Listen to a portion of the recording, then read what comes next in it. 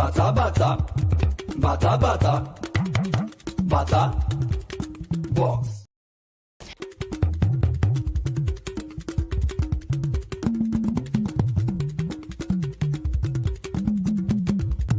Bata bata, bata bata, bata box.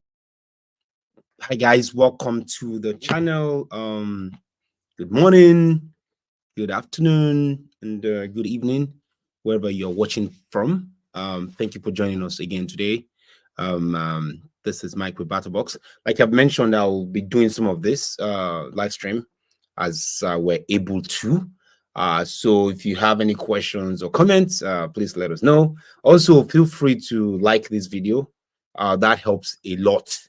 Those who know when they watch, when I never like this video, I beg, make and help us like the video. So again, like the video. Also, you can drop a comment. Or is there any topic that you want us to cover? Let us know. So today we are going to be talking about the October 1st protest. October 1st is supposed to be Independence Day. That was the day that we got our independence. And it's a day of joy. When Nigeria got its independence, we are free at last, and free from the colonial masters. But it's a day that marks a lot of things, whereby we're like, oh, we need to make a statement. So October 1st, we are going to be making a statement again, and there will be a series of protests October 1st, which is sadly in a matter of 4 days, as of the time of this recording, 3 or 4 days from this recording, depending on wherever you're watching me from globally. So I will be kind of sharing some videos that talks about this, and I'll also be giving the implications and the ramifications of a government that has completely failed to hear what people have to say. Now, some people have reached out and they have asked about, wow, Batterbox, what's going on?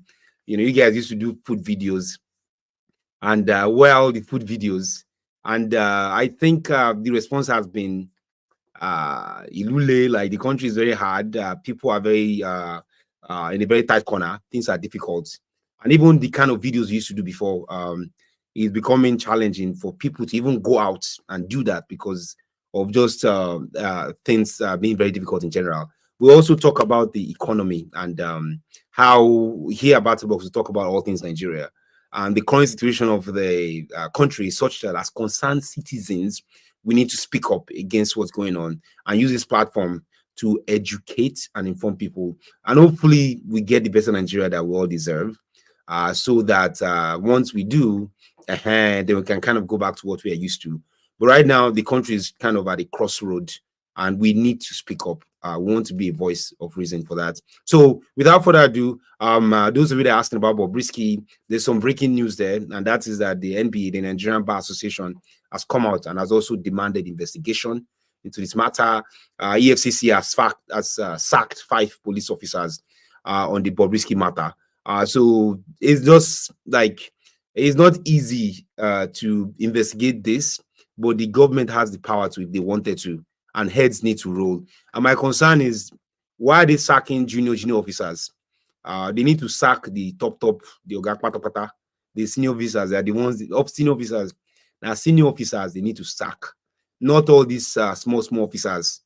And because by removing those, suspending, somebody corrected me here, they've suspended, because those guys can tamper with evidence, they can tamper with information.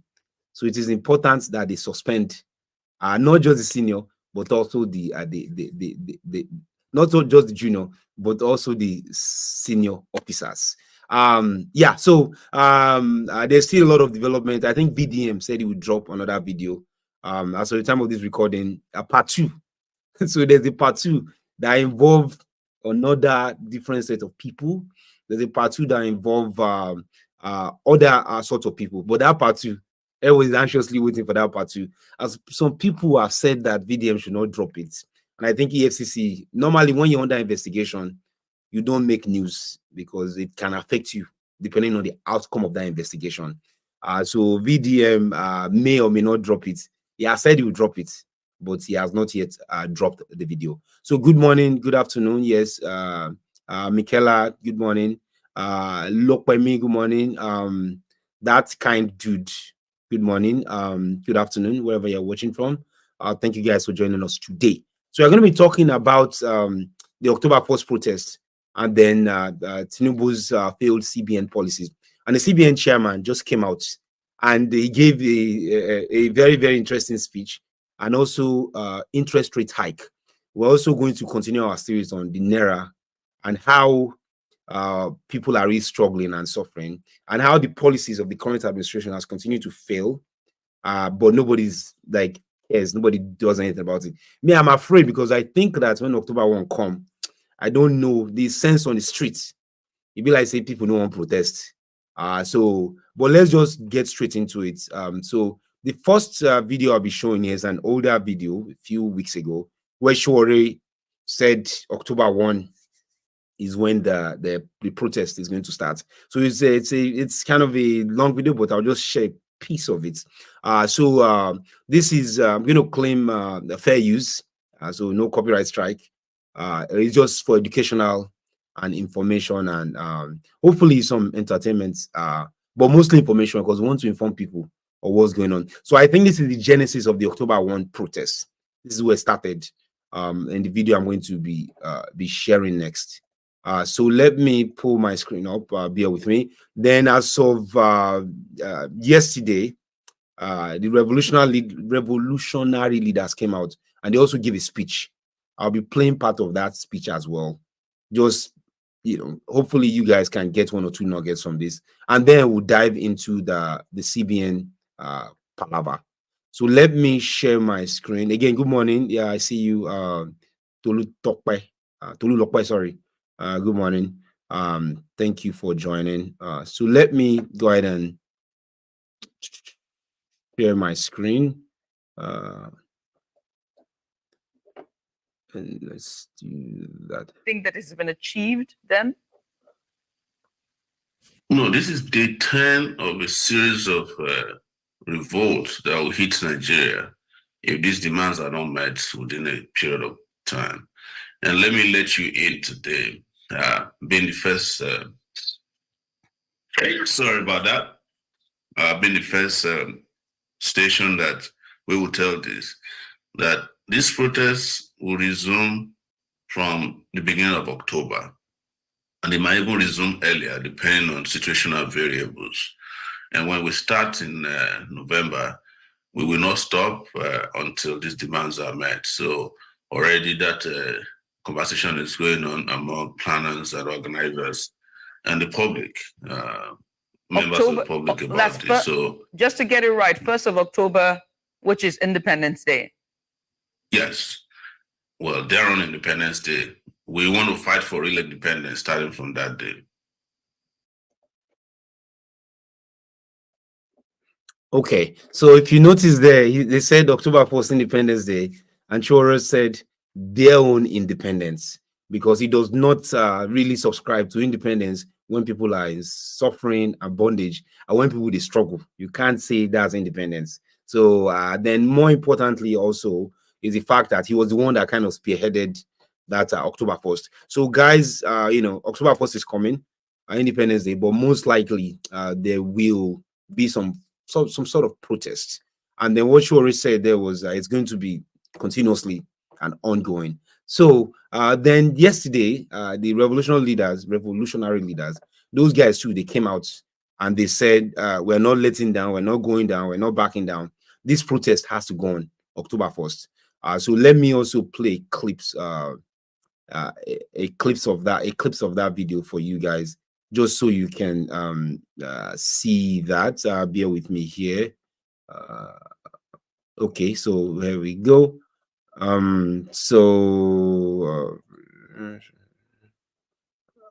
October 1st, National Day of Protest. Okay, there we go. So take a listen to this, guys. Dear media compatriots, we urge the Nigerian working people, the youth, and the poor to come out en masse in peaceful protest on October 1st, 2024, a day of national survival. We would like to commence this press conference by expressing our profound gratitude to the ladies and gentlemen of the press for your role in standing by and reporting the truth during the August 1 to 10 End Bad Governance protest. The press conference was chaired by the National Coordinator of the Education Rights Campaign, Hassan Soweto, who alongside top revolutionary leaders from other movements explained reasons behind a second nationwide protest. We of the End Bad Governance movement have decided to declare October 1st, 2024 as a National Day of Survivor. On this day, we call on the Nigerian people, workers, students, youth, the unemployed, traders, and the poor to come out in peaceful protests and demonstrations against the excruciating condition of hardship, poverty, and hunger imposed on us by President Tinubu's decision to implement IMF World Bank inspired anti-poor capitalist policies of fuel price hike, electricity tariff hike, school fees hike, and Naira devaluation. We also call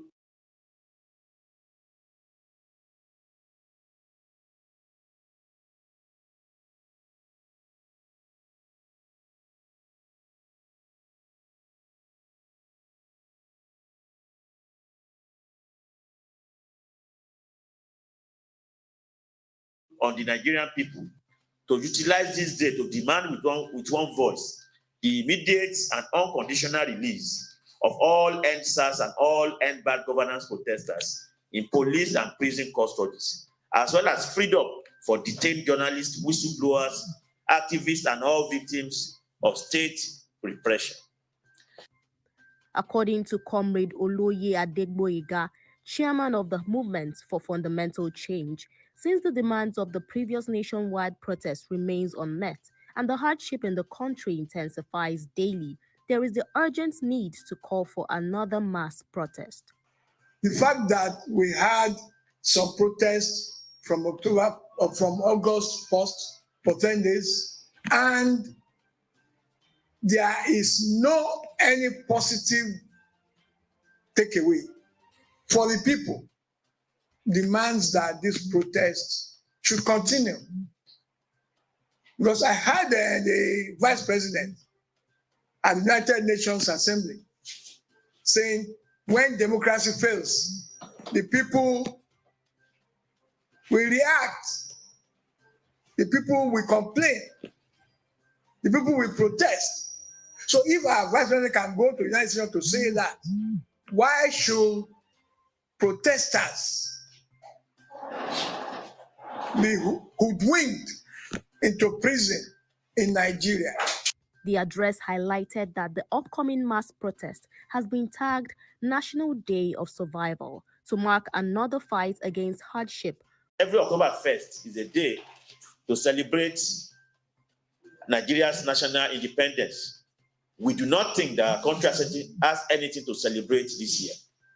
Nigerians are neither happy nor free after 64 years of political independence from colonial Britain. Rather, the Nigerian working masses are poor, hungry, and hardly surviving. Since coming to power, the Tinubu regime has imposed unprecedented hardship on millions of Nigerians and pushed them into multidimensional poverty and monumental misery. Many working families are at the point of starvation. Several people have lost their jobs. The middle class has been destroyed. The rate of suicide is increasing. Secondly, Nigeria's 64th independence anniversary is coming at a period when our country's hard-won civil rule is no more distinguishable from military rule. When democracy now looks like despotism, the judiciary is captured, the citizens are enslaved, while a simple exercise of the freedom to protest is now deemed treasonable. Basic liberties like freedom of expression, association, and lawful assembly that usually distinguishes free citizens from slaves are now largely absent in our country. For instance, 10 young Nigerians and activists have been charged with treason and may face the death penalty if found guilty just because they displayed placards saying "End Bad Government" during the End Bad Governance protest in August. Also, despite that the Federal High Court in Abuja gave them bail Since 11th September, a majority of the activists continue to languish in Kuje prison, where they are being held due to the onerous conditionalities attached to their bail. So in a sense, Nigerians are not much better. Nigerians are not much better off today than the days of military dictatorship. And this is why we believe that October 1st should be a day for the Nigerian people to collectively demand an end to attack on democratic rights and criminalization of protest.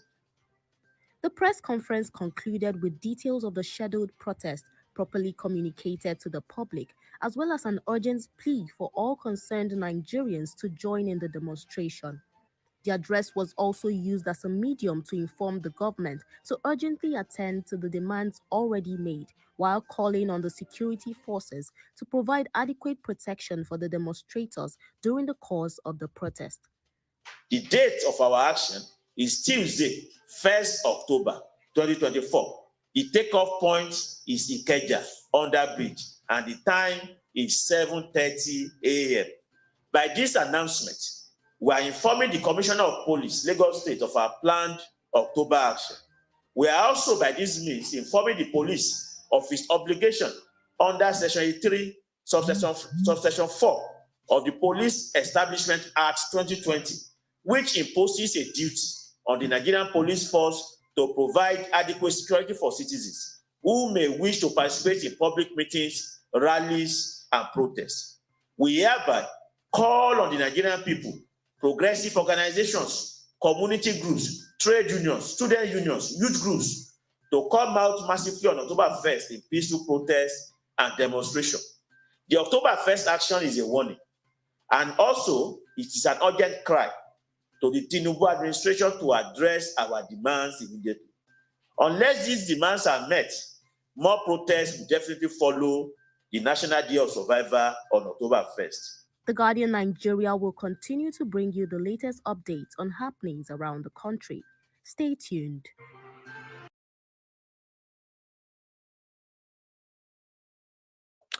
Okay, okay, guys. So that's from the Guardian, and so again, fair use there. Making a no give us copyright strike. But one thing I noticed about that is that they did not specify if it's for more than 1 day or not. I don't know if it's just me, but they just said it's going to be for 1 day only.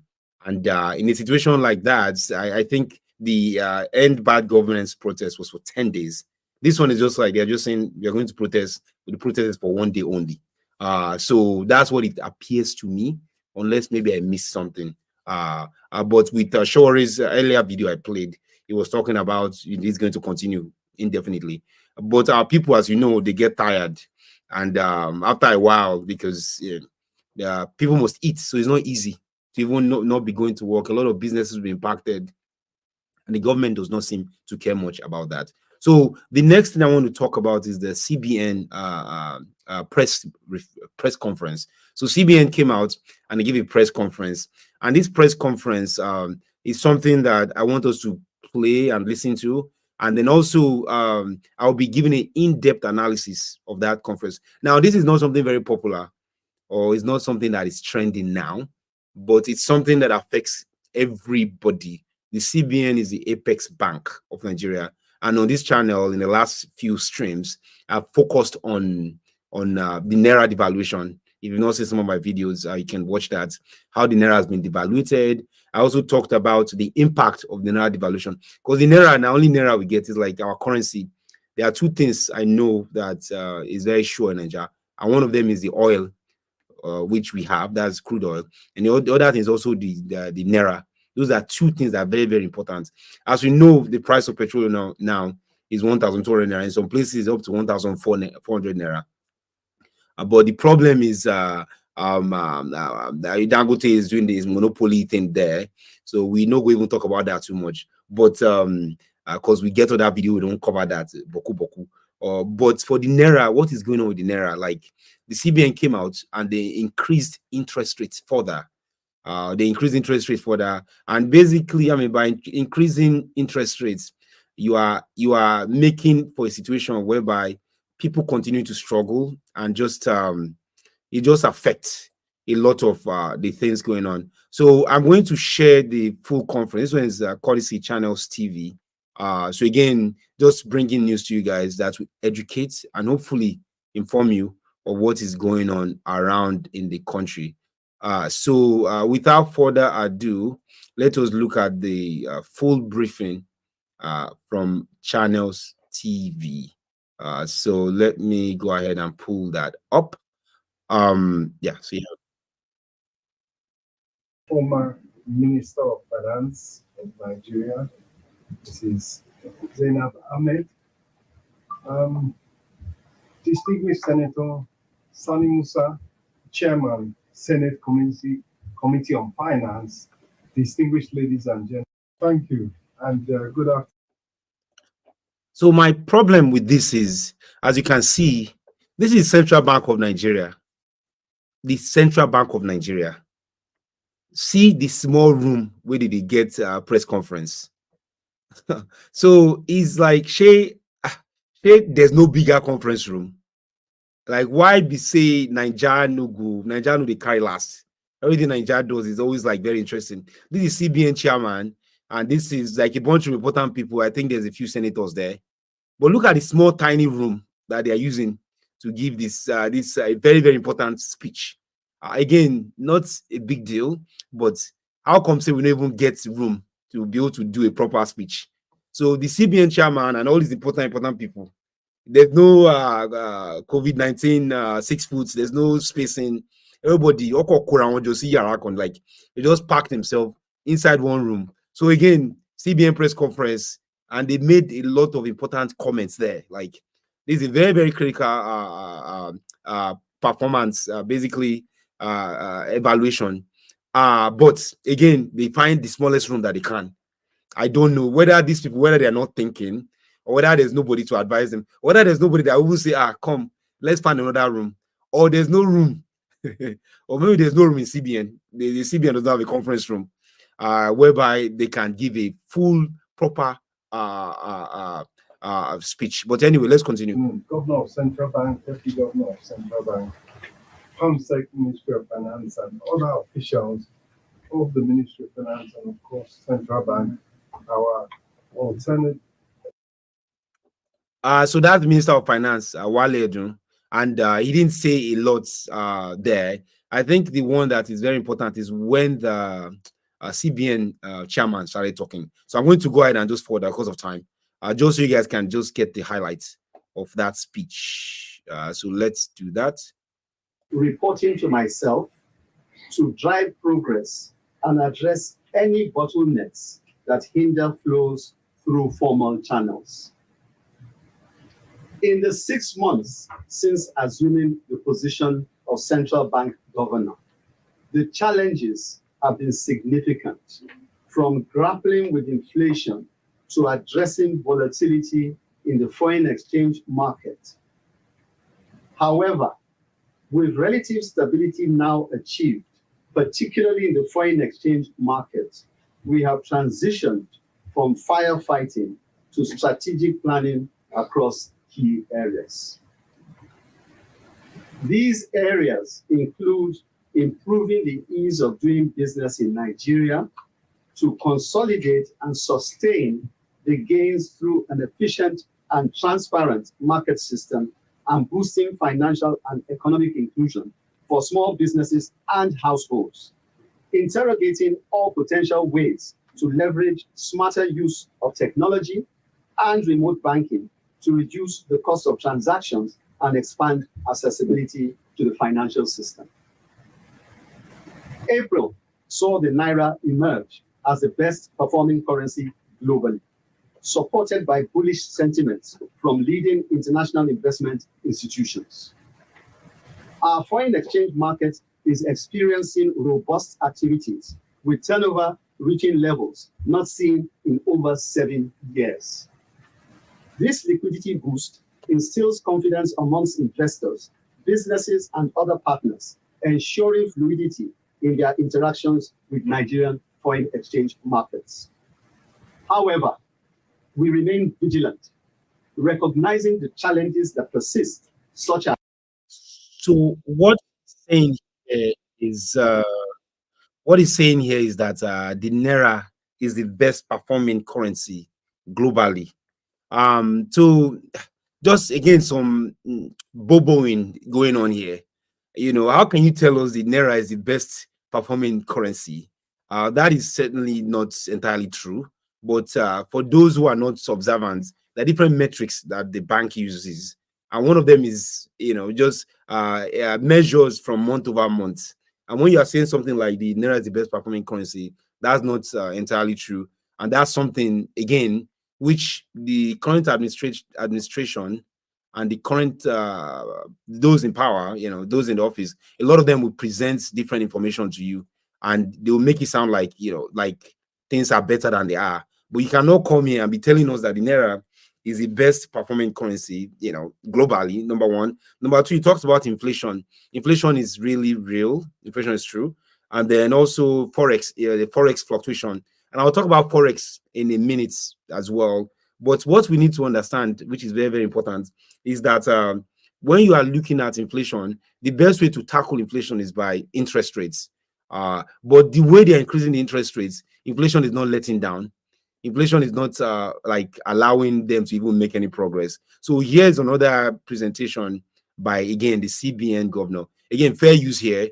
This is from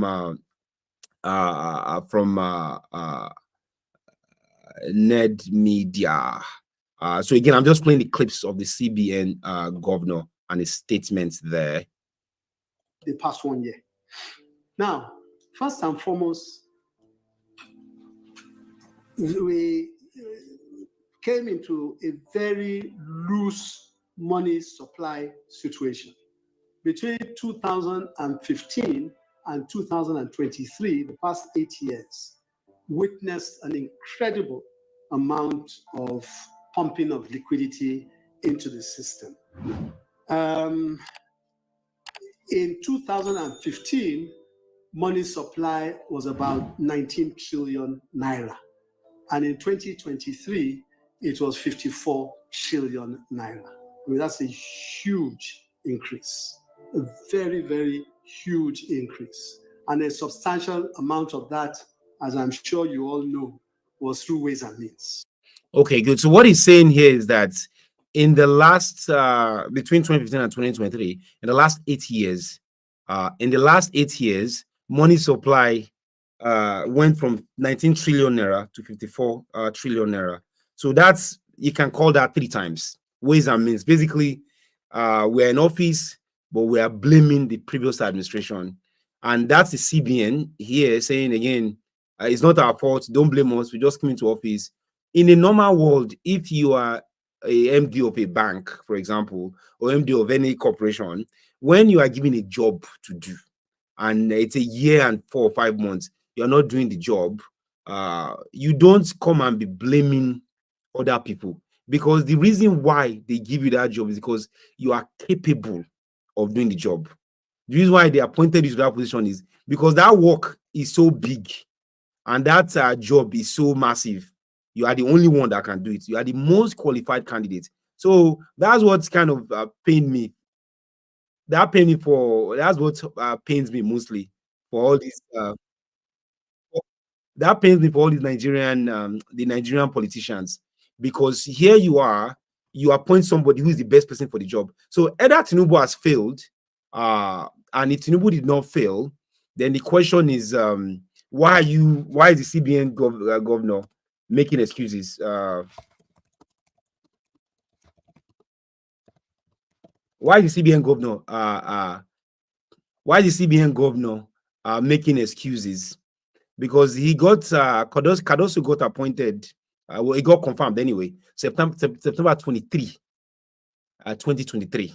So Cardoso was officially confirmed as the governor of the CBN, Yemi Cardoso, in September 23, 2023.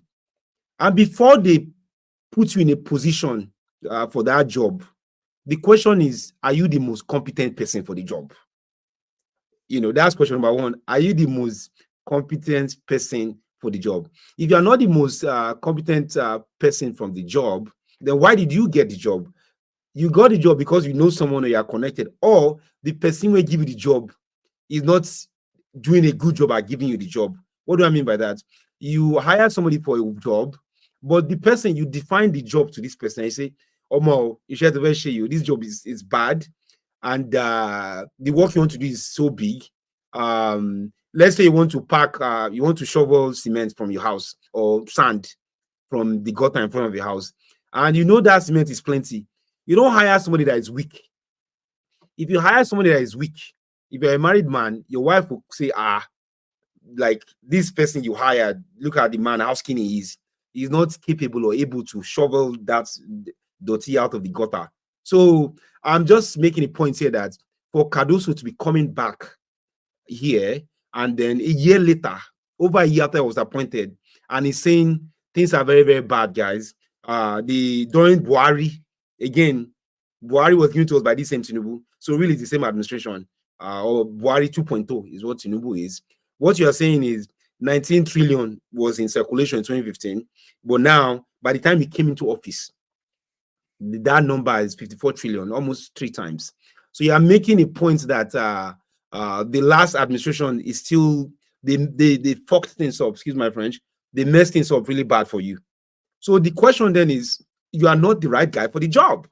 Because if you are not the right guy, if you are the right guy for the job, you won't be looking back and saying, Omo, this gutter I need to clean. Oh, the person that did this dirty, the dirty is so much, the person did a lot of mess.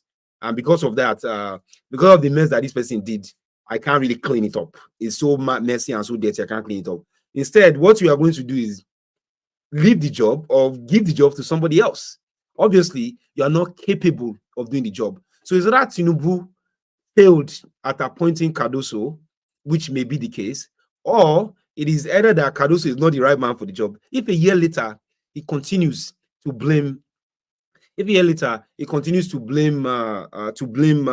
Buhari's regime. I'm going to play another part of that video for you guys, just so you can see, like just how much the administration has failed, and how the call for October 1 protests is one that is necessitated.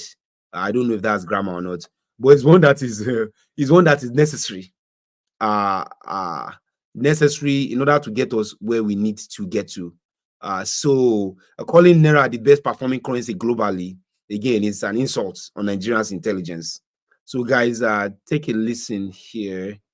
Let me continue. Yemi Cardoso got right.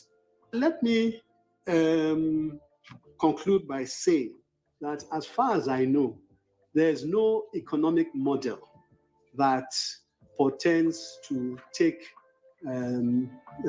people out of poverty when inflation is accelerating at the levels that we've seen it at. There's none. And for that reason, we do not intend to relent on ensuring that we bring it under control. Okay, so what you're saying there is that there's no economic model where inflation is as high as it is, in which we can curb poverty. There's no way any country will come out of economic recession when inflation is very, very high. So he's also justifying the point that Tinubu is failing, because inflation is very high.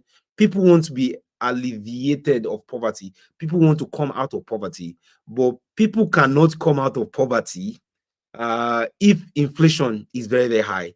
And with high inflation, he's just saying Tinubu has failed, one. And secondly, with high inflation, what he's also trying to say is that interest rate has to continue to go up. So interest rates now have been increased a few times. This meeting I showed you guys earlier on in this stream, interest rates went up to about 26 points, I think almost 27%, which is what the CBN is doing. By increasing interest rates, they're trying to fight inflation, but it's not working because it's making it harder and harder for people to be able to borrow money. It's making it harder for banks to even be able to lend money. So it's just something you have to think about, like what is the monetary policy, particularly of this administration. If you have someone in the person of Yemi Cardoso, who UK educated, really smart guy, but it's such a mess that even he is not able to, at least not in the near future, find a sustainable solution to the runoff of the Naira. So I think there's one more video, which again is a documentary that talks about some of the problems and challenges with the Naira being so high. This, I think, Channels Television here did a very good job on this one. I give them a lot of credit for that. But I'm going to be playing that. It's about 10 minutes long or so. I'll be reacting and responding to it. And everybody is complaining. Even the BDCs, those guys really are complaining that this is a big problem and we don't know how we are going to solve this. It looks like there's no solution in sight because the current administration, about a year and a half later, and even the CBN finance minister, just everybody, they don't know what they're doing. And that's a question of, do you blame these guys or do you blame the person who appointed them into power, who again is allegedly supposed to be very good at picking people, as he picked in Lagos State? But Nigeria is not Lagos State. Nigeria is not Lagos State. And the problems of Nigeria are so massive that you cannot come and say, well, you changed Lagos State, and because you changed Lagos State, you can change Nigeria. So this is, again, guys, be with me. I'm going to be reacting to this channel's interview. Again, not very popular because people are not paying attention to things like this. But it's important that we get educated and learn on how, if you're going to protest, at least know why you are protesting. Don't just come out and just be protest without knowing why. So let me share this video. Nigerians, that means hardship. Before, not having they collect from good money. I know we give my picking 30 naira now because Nigeria don't swear.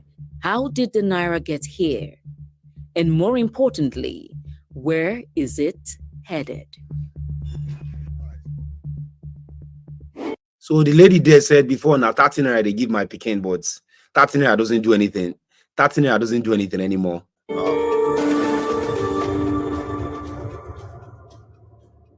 So again, kudos. Forbes currency calculator describes the US dollar as one of the most powerful and most traded currency on the global stage by some margin. Meanwhile, many currencies are struggling to keep up, including the Nigerian Naira, with a ranking currently nowhere near the top 20 in Africa. So remember the earlier, Yemi Cardoso said the Naira is the most, is the best performing currency. If you guys missed that, there was a video I played during the briefing by the CBN and finance minister joint session that they packed themselves in one tiny room. And then the comment he made was the Naira is the best performing currency. So here, Channels, he did a documentary just saying, no, that's not true. This wasn't the case in April 2024. April saw the Naira emerge as the best performing currency globally. Our foreign exchange market is experiencing robust activities with turnover reaching levels not seen in over 7 years. That was when $1 was worth 1,076 Nigerian Naira. 5 months after, statistics show the Naira taking a beating from the dollar, trading between 1,500 and 1,700. So I covered this in the stream yesterday. If you guys haven't seen that, you should check it out. It talks about why Naira is trading at over 1,700 to $1. The pressure leaves Nigerians reeling, but the government blames this leap on global factors. The president truly understands the concerns that are being expressed, particularly the high and elevated cost of living, which is not peculiar to Nigeria at this stage. Again, not true. That is peculiar to Nigeria. When Jonathan was in office, Nigeria was when Jonathan was in office, Nigeria became the third fastest growing economy globally. And at one point, Nigeria had the highest performing GDP in all of Africa.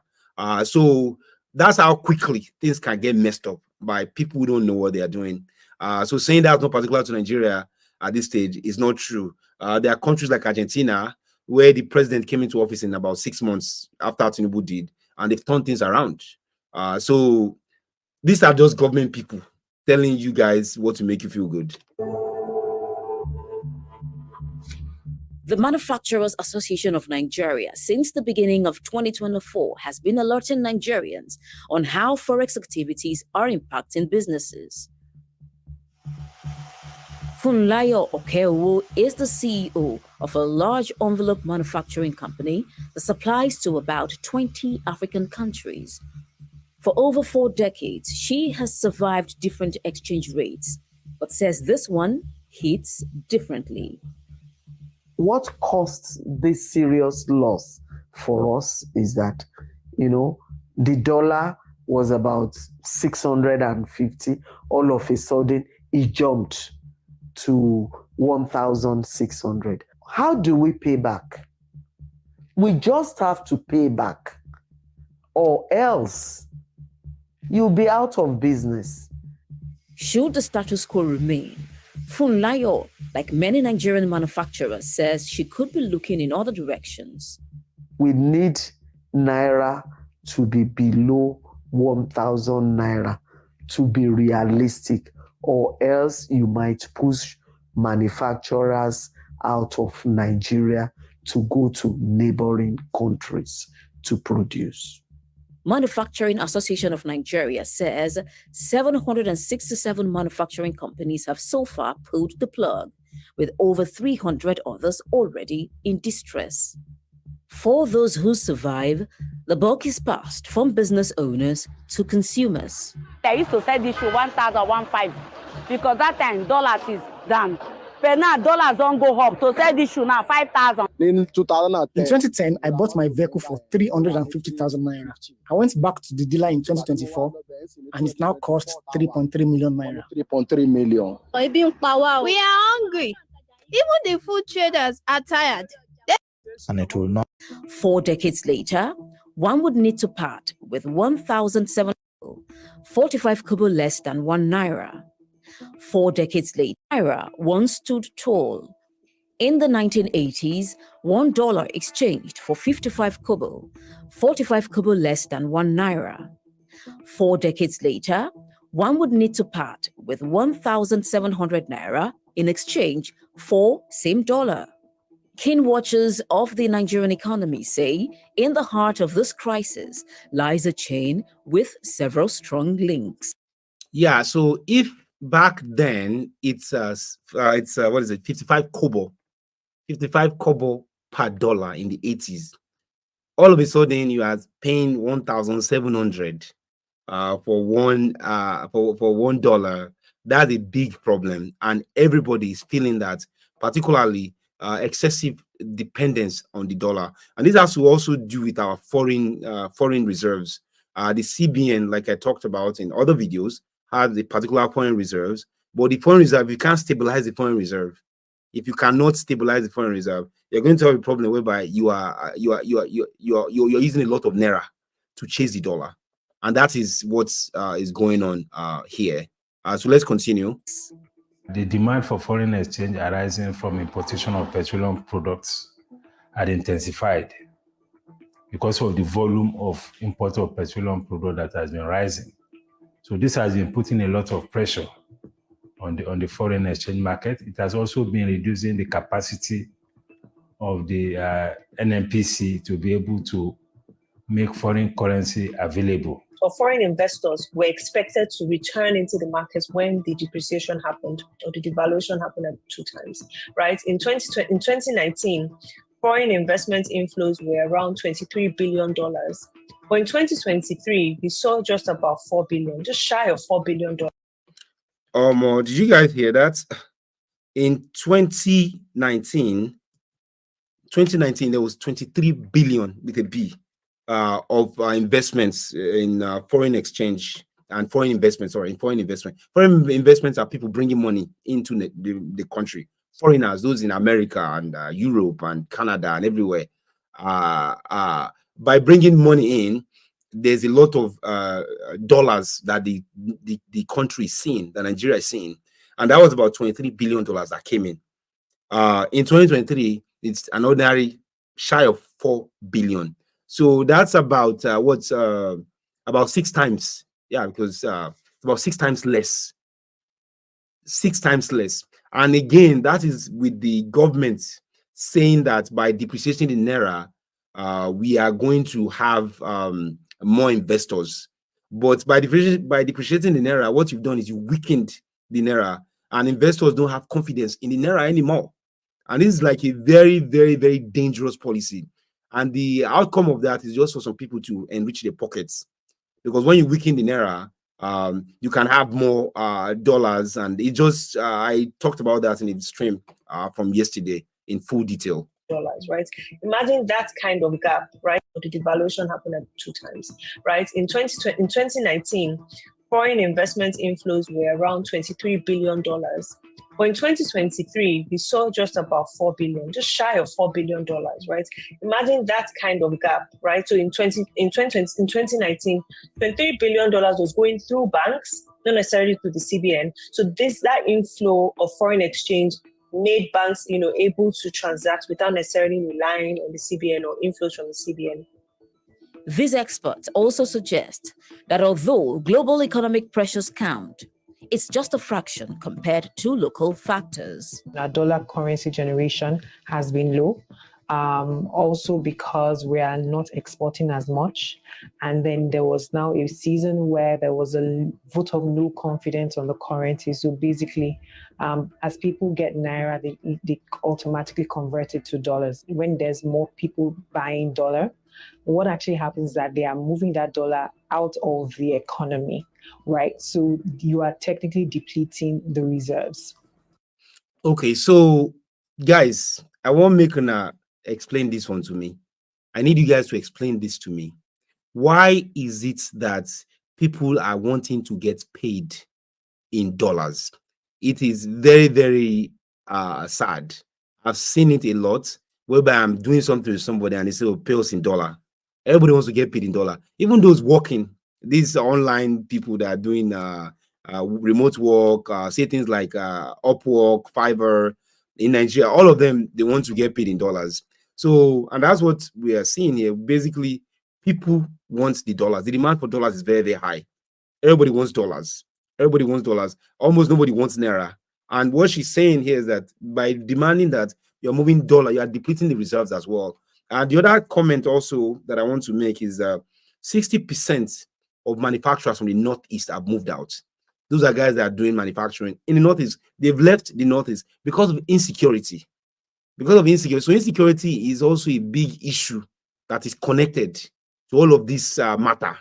Because if employers cannot feel that the employees are safe to go home and come back, which again, the government is supposed to provide security, then they have no choice but to leave. They have no choice but to leave the country, or to leave the country completely. And when they leave the country, the foreign reserves or the amount of inflow of dollars depreciates. Then the government have to struggle to be able to. The government has to struggle to be able to come up with ways to meet that shortfall. Behind the scenes, Bureau de change operators play a crucial role in the foreign exchange markets, bridging the divide between commercial banks and the public. However, they too say they are feeling the pinch. The trading started like Monday last week. And if I can give the example of Lagos, in Lagos were about 800. So as at close of business yesterday, only about 450 euro the change were paid. Okay, so the BDCs are very important to this dollar issue. But what the administration is doing is by allowing the naira to float, they want to close the gap between the black markets and the CBN rates. And the reason why they are doing that is because they said that there's economic arbitrage. People are buying and selling the naira. And by doing this, they are basically manipulating the system. So in order to punish these people that are manipulating the system, they let the naira flow so that way, those people in the middle will suffer. But the problem is that you need to have cash reserves. This BDC, they are very important, in my opinion, to helping the naira in a way. You know, no matter how small it is, these BDC guys are very important. But as Guadabe, as he said in that video, the president was, I hope I got his name right. was like less than 2 weeks, in a period of 2 weeks, you have about half of them like disappear because the business is not working anymore. It's not making sense. And the BDCs are the people that are on the streets. If I have Naira now, I won't buy dollar, I'll go Saboyaba, or I'll go to Oniru or Balinde or somewhere, or I'll just try and change it, And these are the guys I'll go to. I won't go to bank, because bank, they will get my information. There's a long line in the bank. It's going to take me very, very long time. And most times, as of very recently, 99% of the times, the banks don't even give dollars anymore. The banks don't give foreign exchange anymore. If you go to banks today, even if you have a domiciliary account, if you go to the bank and let's say you have $2,000 in your account, and if $500, you go to the bank, I can bet you 50,000 Naira for the next 24 hours that you won't see a bank in Lagos that will give you that $500. They have it, but you can't get dollars. The worst they'll give you, or the most they'll give you, is $100. So here you are, you put your money in the bank, but you cannot remove the money from the bank. So most people have resorted to storing dollars in their house and their houses, which again increases insecurity, because if information comes out that somebody has dollars in their house, what you see is criminals start coming around, and that's a whole other problem, because the banks are not able to give people the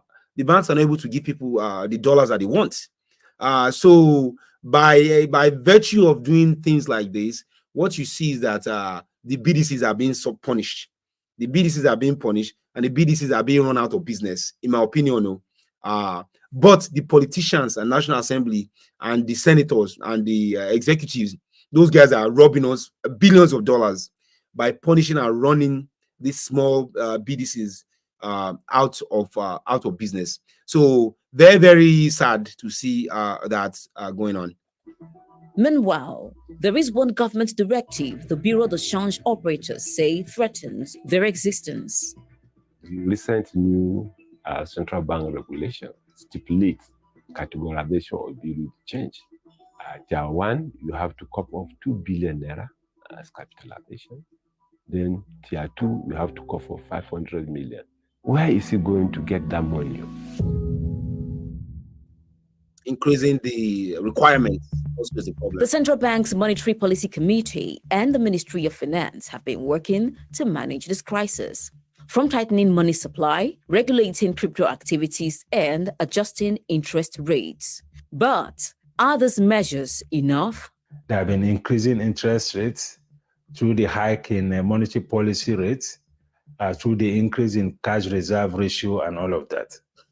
But what we have seen as a result of that is an increase in interest rates, which has made lending very difficult, or borrowing very difficult by businesses. And this has been affecting, investment. Beyond that, the CBN itself also needs to build up its foreign reserves, right? Sometimes it's even just a signal to investors. A buoyant foreign exchange reserve signals to investors that when the foreign exchange is being a bit volatile, maybe by speculative actions in the market, the CBN has enough in its war chest to step in and stabilize the markets. The day they issue a circular by the central bank that is willing buyer, willing seller, even the AFM, Autonomous Foreign Exchange Market, was trading at 900 to $1. That day, that circular, willing buyer, willing seller, came up, the rate jumped to 1,500, 1,600 in the AFM market under a day. The federal government has, on several occasions, made attempt to mop up liquidity in circulation. Yet, once a month, the Federal Account Allocation Committee disburses funds to Nigeria's 36 states and 774 local governments. Instead of giving the state and the local government direct credit into the account, government should create a bond so that they can reduce the volume of liquidity, Naira liquidity. What is causing inflation? What is causing Naira volatility is Naira liquidity. The amount of Naira supply is just too much. Trillions are outside. Okay, guys. So let me stop sharing that. So these guys are just corroborating what I've been saying on this channel, and that is that the Naira supply is too high, the Naira supply is excessive, and the Naira supply is unsustainable. Now, if you remember, when Emefiele, the last CBN chairman, when he tried again, Emefiele is not a saint. I'm not saying he's a saint, but I'm just saying is that when Emefiele tried to solve this problem of excessive Naira, this same Tinubu administration was condemning that act. And this same Tinubu administration was saying that they don't want him to win election. They don't want him to win election. That's why they are trying to do. So it's like, it's just these people, like, they think say we no get sense, or maybe we forget, or maybe we get memory loss or something. Because this same Tinubu was saying, oh, Buhari doesn't want you to win election. How can Buhari not want you to win election? Of course, there are a lot of political reasons behind that. You can argue, but by reducing the Naira circulation, you are going to help reduce inflation. When there's excessive money in circulation, when there's too much Naira in circulation, I think on the Batterbox podcast, which is also available on all streaming platforms, there was an episode where I talked about this issue. I think there's about 20% that is accountable. 20% of the Naira in circulation is accountable, is what they are able to track. So imagine, the amount they're able to track, the amount of Naira that the CBN is able to track is about 20 to 25%, I think. Don't quote me on that, but it's been I think it was last year we did that episode. Most developing countries or other developed countries, that number is like high in the 80s and in the 90s. So the Central Bank of Nigeria only can account for about 20% in circulation. And that's why Emefiele wanted to go into this electronic money and using cashless society. Because in a cashless society, you can know how much Naira you have in circulation. If you know how much Naira you have in circulation, you can know how to increase interest, and you can know how to regulate your fiscal policy. So it's very, very unfortunate and very sad to see that this same Tinubu administration now, they are complaining that there's too much money in circulation. As we saw Cardoso say earlier, there was 19 trillion in 2015. In 2023, there was 54 trillion. Same problem Emefiele was trying to solve. And now Emefiele is called to answer questions, partly because Tinubu, in his economics wiseness and his smartness, thought that they are trying to make him not win an election, even though we know that election was going to be rigged anyway. But now they are making excuses and saying, oh, wow, this is because there's too much money in circulation. Interest rates are going to continue to be high. So, guys, I think that's all I want to say on this stream. I also earlier on talked about the October 1 protests and why things are going bad. So people are complaining about everything is expensive.